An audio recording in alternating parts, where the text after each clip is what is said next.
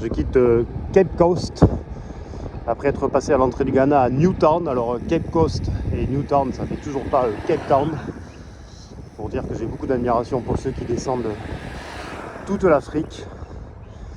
Moi j'ai fait mine de rien seulement un peu plus d'un tiers, un bon tiers on va dire, si j'allais jusqu'à Cape Town. Donc chapeau vraiment aux gens qui partent un an et qui descendent jusqu'à là-bas. Bon, pour ma part, je fais des départs un petit peu matinaux, là ces jours-ci c'est quand même pas mal. Quand tu pars à 6h ou 6h30 et qu'à 9h30 t'as déjà fait 50-60 bornes, après c'est pas la même journée, ouais. Donc ça c'est bien, en plus il fait frais. Je commence à être bien fatigué quand même. Si j'ai perdu ma sacoche hier, c'est pas pour rien. Et il faut que je reste un peu concentré jusqu'à la fin. Je le sens, c'est un coup à faire des conneries. Je sais que la route va pas être facile. Sur la suite là, j'ai des infos d'Adrien notamment qui est devant. Loin devant, alors Adrien Lieschi, il est déjà au Nigeria lui. Et quoi d'autre donc de la fatigue accumulée. Hier je me suis perdu ah oui, des échauffements aussi. J'avais jamais eu ça, des échauffements mal placés. Enfin j'ai pas eu ça dans ce voyage. C'est étonnant que ça arrive au bout de 8500 bornes. Je pense que c'est la chaleur et l'humidité là. Bon, ça va se gérer, mais avec comment ça s'appelle, homéoplasmine à la base. Hello, how are you? Hier j'ai perdu une sacoche comme ça. On voit bien sous cet angle, mais quand on est au-dessus comme ça, quand elles sont pas beaucoup remplies, en fait, on les voit pas. C'est comme ça que je m'en suis pas aperçu. Il y a du camion ici. Alors là, passeport et compagnie, là, j'ai tout mis, que je gardais un peu à portée de main s'il y avait des contrôles de policiers. Ça arrive dans certains pays, mais ici, il laisse passer. Du coup, maintenant, c'est tout dans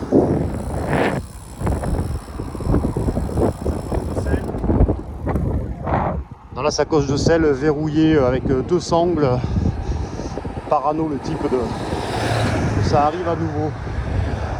Allez. Il n'est pas arrivé le type. Il reste 5 ou 600 bornes, je crois. Non, un peu moins. Je sais plus. Enfin, si tout va bien.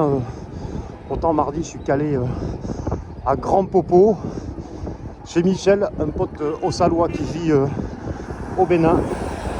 Ça, c'est du verre? Non. Voilà, ça, c'est la spécialité. Enfin, je ne peux pas trop faire autrement, mais souvent, il double, puis il se gare 10 mètres plus loin. Bon, ouais. Après, moi, je me suis invité ici, hein, personne m'a demandé de venir. Allez, bonne journée tout le monde. Et c'est reparti.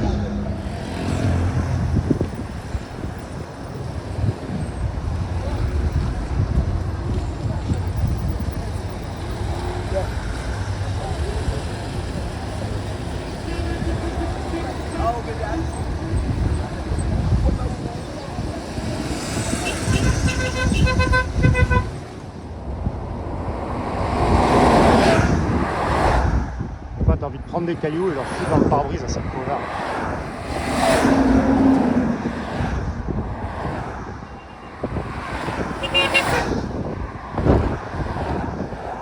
Et un motard autrichien, je pense qu'il vient de me doubler. Il leur fait des doigts d'honneur à tous parce qu'ils font pareil avec les motos. Tu te dégages de la route, quoi. Encore là, c'était soft.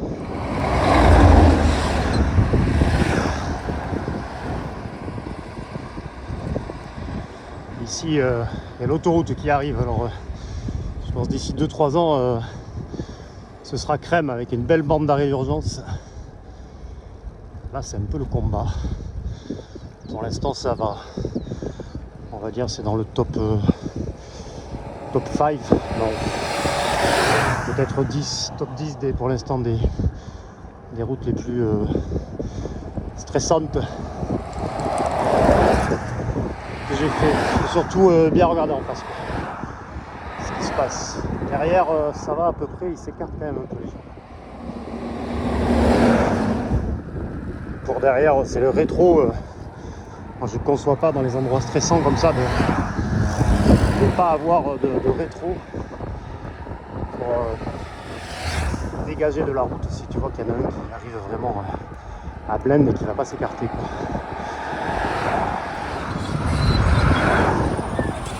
Ce sont des journées sur ces routes où ça circule, où tu es vraiment en hyper vigilance. Ça me rappelle un peu comme ton esprit fonctionne quand tu es en alpinisme, dans des choses un peu engagées ou même un peu tout le temps.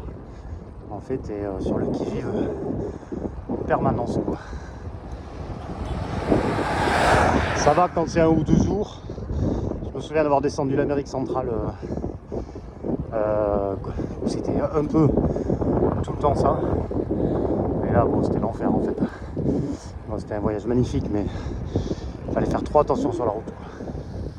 J'ai de la chance, j'ai le vent qui me pousse aujourd'hui, alors ce tronçon de route pas très agréable, il passe plus vite. Ça se trouve, ce soir je suis au Bénin, hein.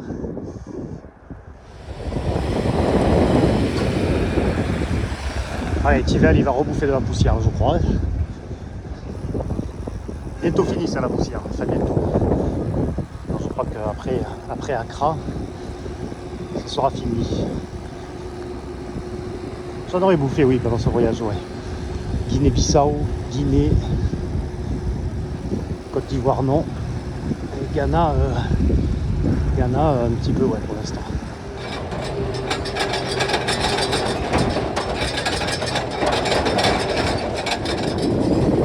Voilà, et là, ça se passe comme ça, là. Le cycliste, là, il profite de la route.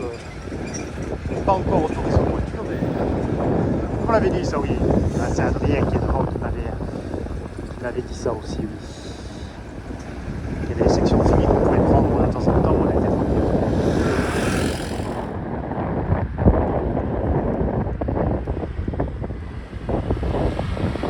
Il va pleuvoir, c'est possible ça.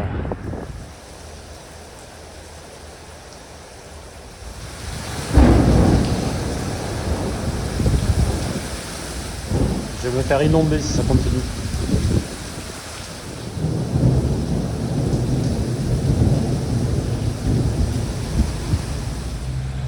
Bon, je m'y jette ou pas?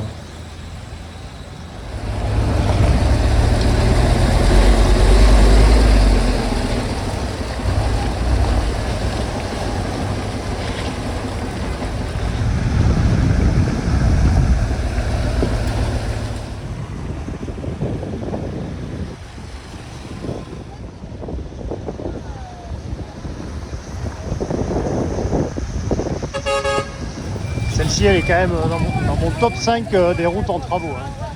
Surtout par ces conditions. Excellent, excellent. Bon, j'ai plus de frein arrière, je ne sais pas pourquoi. Ça va être tout grippé. Allez, je vais aller me faufiler sur le nouveau bitume.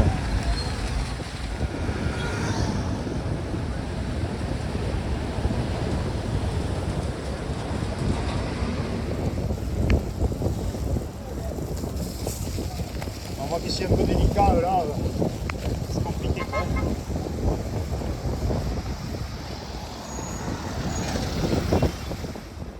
Allez, journée épique quand même. J'étais parti pour m'arrêter à midi, puis je me suis dit bon allez, je vais 30 km plus loin, et finalement ça a bien rallongé avec l'histoire d'attendre l'orage, que l'orage passe, rouler dans les travaux, pourrir le vélo, nettoyer le vélo, petit coup de Karcher. Donc pour une journée où je pensais buller toute l'après-midi, en fait j'arrive à 15h30, tout est normal.